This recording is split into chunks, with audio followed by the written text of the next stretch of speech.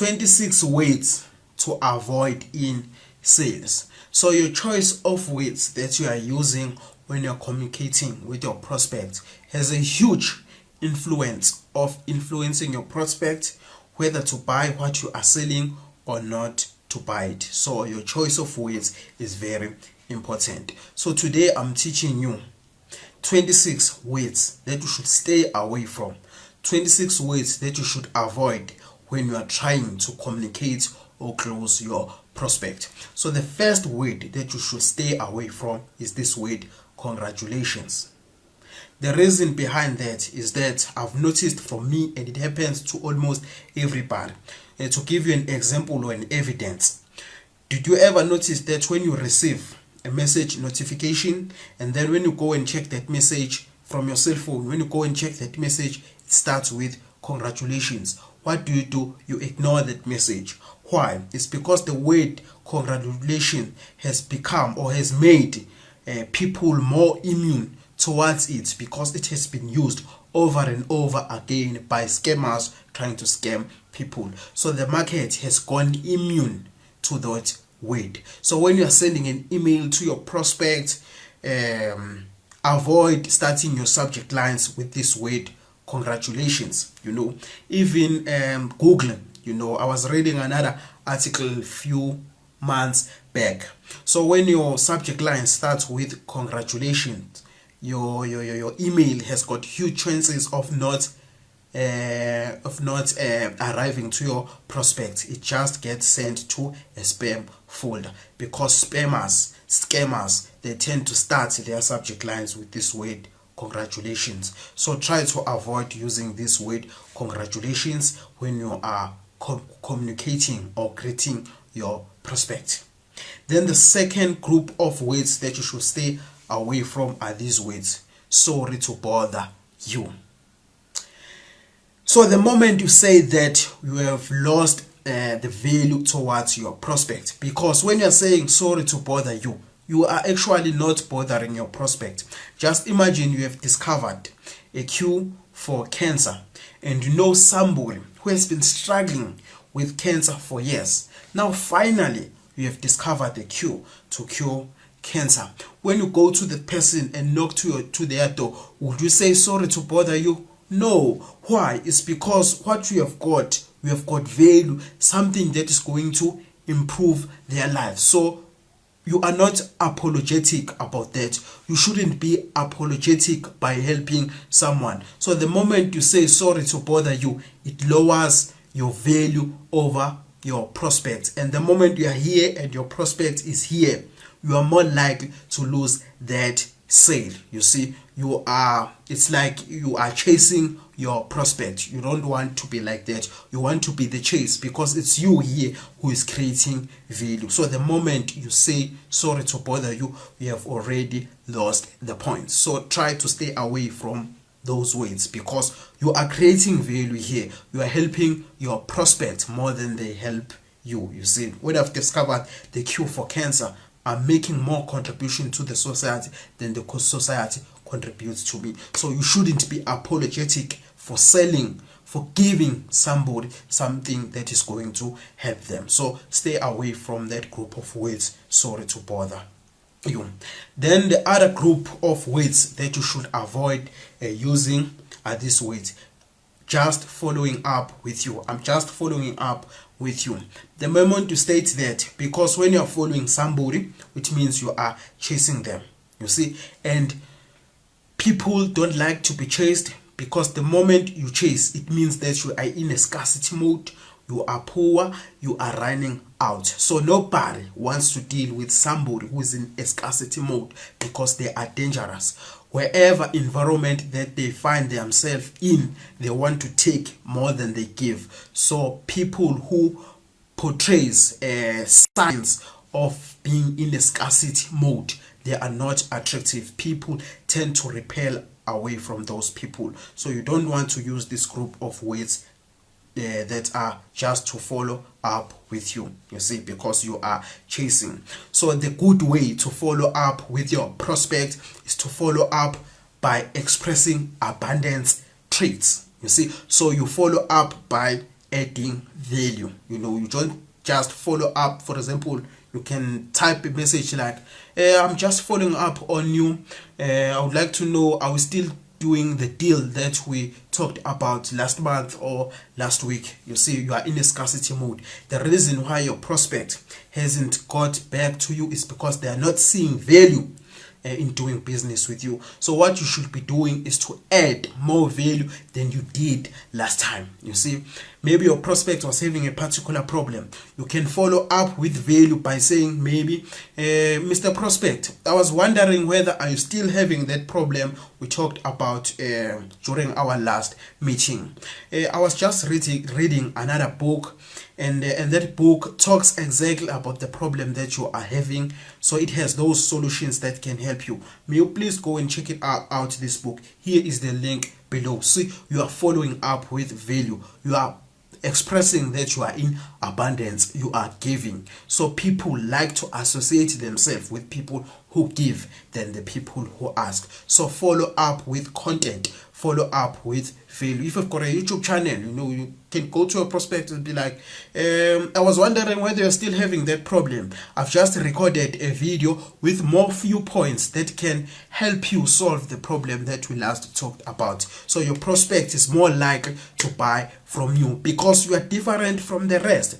There's something that was said by Warren Buffett. He said you should be greedy when others are fearful and be fearful when others are greedy.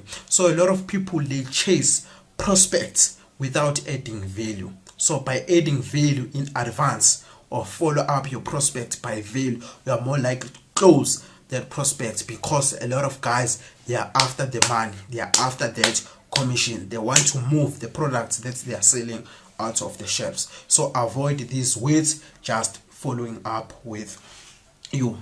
Then the other word that you should avoid during sales is this word buy, because the moment you say buy, it triggers that I have to spend money. Nobody likes to be told to spend their money. They want it to be their own idea. So instead, let's say maybe you're a car dealer, you're selling cars. Instead of telling your prospect that would you like to buy this car, the better sentence that you can state is that would you like to own this car? We hate being sold. So using the word buy, you are turning off your prospect because they have to take money from their pockets. So by saying would you like to own this car, everybody likes ownership. We would like to own a car, we like to own houses, we like to own shares. So the word own sounds more appealing, sounds more persuasive over the word buy. So you should substitute the word buy with the word own, you see. Or you can use the word claim. Let's say maybe you're selling an ebook. You can be like, instead of saying buy this book now, you can say claim your copy of this book now. You see, claim, when you're claiming something, it means it belongs to you. So claim may convert very well other than the word buy, you see, because human beings hate being told to buy. They hate being sold, you see. Then the other word that you should stay away from during the sales process is this word contract. Because the moment you bring the word contract during a sales conversation, it triggers the cortisol hormone, the spike, because the word contract is associated with signing your life away. You see, it's associated with involving yourself in a deal that in the future you regret to be involved in. You see, so contract, it increases the anxiety, it spikes the anxiety on top of the shoulders of your prospect. So you want to stay away from using this word contract and use the word agreement. It sounds better. Let us sign a contract. It's not appealing that much, but the good or the most appealing is let us sign an agreement, or let us make an agreement. Even the word sign up, you see, signing, it also increase all those cortisol levels, they spark. Other than saying sign up, it's better to say let us move the paperwork out of the way so that we can focus on important. So the first person or the first closer or salesperson says, let us sign a contract. And then the salesperson too says, let us move the paperwork out of the way so that we can focus on what is important. Which sentence do you find it more appealing? Let us move the paperwork out of the way. Do you like paperwork? You don't like paper? No. So let's move it out of the way so that you can focus on what is important. So your choice of words when you're talking to your prospect has got a huge influence on influencing your prospect whether to do business with you or not to do business with you. So you should be careful your choice of words, your language that you use with your prospect. Then the other group of words that you should stay away from are these words: to be honest with you. The moment you say to be honest with you, that means all along you have not been honest. You see, so you should avoid those group of words, because your prospects, people tend to not buy from people they don't know, they don't like, and don't trust. So trust is the most important commodity when it comes to selling products and services online. You see, because selling stuff online is no longer the same like the old times where you go to the shop, you have to see the product, touch it, smell it, then you pay for it. While here on online, you send the money in advance, you send the money in advance and hope that the other person you are buying it from will send back the product or service to you. So trust is the most, it's not money, it's not all those things, it's trust. So currency here on the internet is trust. The moment your prospect trusts you, the more likely they are to do business with you. So stay away from this group of words, to be honest with you. The other group of words that you should stay away from are these words: dear sir or madam. So the moment you say dear sir or madam, you are too corporate. But when you say dear friend or hi friend, it's like you are talking to a friend. So human beings like more their friends, families, people they have relationship over than corporates, because corporates they are associated with work, professionalism. You have the corporates, they want money from you. So human beings, they resonate well with friends, families, and so on. So when you're talking to your prospect, you don't want to sound too corporate. You want to sound as if you are talking to a friend, because a human being or people or customers, they trust their friends more than the corporates. Why? Let's say maybe you want to buy a cell phone. Who would you like to get a review of that cell phone that you want to buy? From a friend who has already bought that cell phone, or from a salesperson who is selling that phone? Who would you like to listen to their review, or which review will you trust? From a friend, because a friend, you trust them, you have a relationship with, and they are more likely to be too transparent to you, because their review doesn't influence their pockets. They are not associated with the product, so they are more likely to be transparent with you. So people tend to gravitate towards people who they are having relationship with over corporate. So when you are talking to your prospect, writing an email, don't sound too corporate, don't sound corporate. Talk as if you are talking to a friend, so a person feels comfortable when they are talking to a friend, while when they are talking to a corporate, they have to be formal, they have to filter some stuff, and so on. So people gravitate towards people that are like friends. I learned this from Gary Halbert. Gary Halbert was one of the best copywriters who has ever walked on this little rock called Earth. So Gary Halbert was born in the times where still the newspapers were still dominant over the internet. So he noticed something, that when he's writing ads, the ads that were converting very well are not the ads that looks like ads. So when you create an ad, it should look like an article, because people are buying magazines to read the articles, not to read the ads. So your ad should not look like an ad, it should look like an article. Then the people can gravitate towards it and find along the way that they are being sold. You see, so try to avoid to look more corporate and look as if you are talking to a friend, because people, they trust friendships, you see. Yeah, so when you are greeting your prospects in your email, avoid saying dear sir or madam. Say something like hi friend. If you know their name, hi John, because that's how their friend will greet them. You know, they will know. Do you, when you're greeting your friend, do you say dear sir or madam? No, you don't. You say hi friend, you see. Yeah, so you want to avoid to be too corporate. You want to be talking as if you are talking to a friend. Then the other group of words that you should stay away from are these words: we are better than. So your prospect, the moment you say that, you have lost trust from your prospect. Why? It's because you are a salesperson. Of course you're gonna say that. So that has been used over and over again by salespeople, by typical salespeople, to close a deal. But the moment you don't talk bad about your competitors, or at least you recommend them or you say good things about them, your prospect trusts you. Why? It shows that you don't care about making the sale, making that commission. All you care is that their problem to be solved. Then they trust you, because nobody does that. Every chef compliments their cook.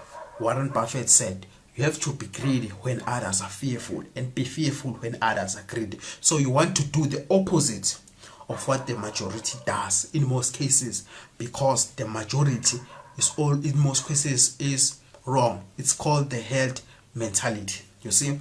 Yeah, so those were the 26 words that you should avoid in sales, because these words are costing you sales. By the way, my name is Bo Tango. I work as a copywriter because I understand the words that influence people to buy. So if you are looking for somebody to write you an advertisement, like a sales letter or an email, or you want somebody to optimize your website for greater chances of conversion, because I understand the words that should be there in your website. Your website is also an ad, so your choice of words you put in your website has a huge influence of converting the traffic that comes to your website or not converting it. So it's a good decision to hire somebody who is a copywriter. So you can hire anybody you like to do copywriting for you, or you can also hire me to do it for you, because that's what I do best.